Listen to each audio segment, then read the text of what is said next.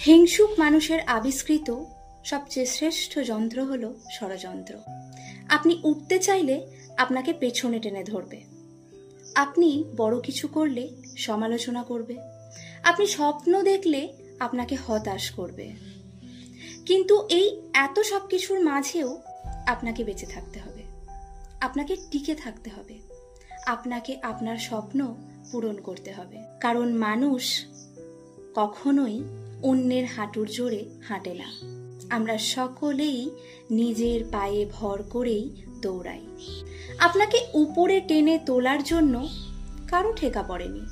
আপনি নিজে কঠোরভাবে চেষ্টা না করলে কার এত দায় পড়েছে যে আপনার জন্য সাহায্যের ডালি সাজিয়ে বসে থাকার? এই পৃথিবীটা অনেক নিষ্ঠুর, এখানে সবাই স্বার্থপর। আপনার বেঁচে থাকার কারণ আপনাকে নিজেকেই সৃষ্টি করতে হবে। সাকসেস হওয়ার আগে পর্যন্ত আপনাকে কেউ পাত্তা দেবে না। কতজন কত সময় আপনাকে ঘন্টার পর ঘন্টা অপেক্ষা করিয়ে রাখবে। কতজন এমন থাকবে যারা কথা দিয়ে কথা রাখবে না। কেন বলুন তো?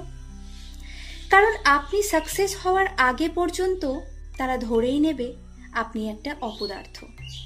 কাজেই আপনাকে গুরুত্ব না দিলেও চলে। এই পৃথিবীতে মানুষ শুধুমাত্র রেজাল্ট দেখতে চাই। আপনি কত ঘন্টা পড়াশোনা করেছেন, কত রাত জেগেছেন, কত পরিশ্রম করেছেন, সেটা নিয়ে কেউ ভাববে না। আলটিমেটলি আপনি চাকরিটা পেয়েছেন কিনা সবাই সেটাই দেখতে চাই। সচিন কয়টা ছক্কা মেরেছে তাতে কার কি আসে?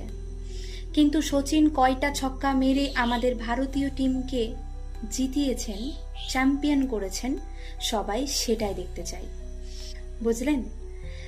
আসলেই আমাদের লাইফটা রেজাল্টের উপরে দাঁড়িয়ে থাকে, শুধুই মাত্র রেজাল্ট।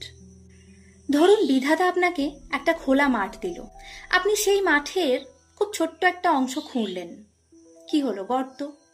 তার থেকে একটু বেশি খুঁড়লেন, কি হলো? একটা পুকুর। তার থেকেও বেশি খুঁড়লে একটা বিশাল দিঘি।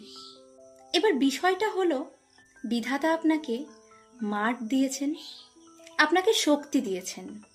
ওই মাঠকে আপনি পুকুর বানাবেন নাকি দিঘি, এই সিদ্ধান্তটা সম্পূর্ণই আপনার।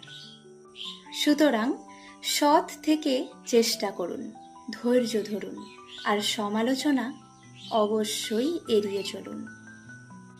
ভালো থাকবেন, সুস্থ থাকবেন।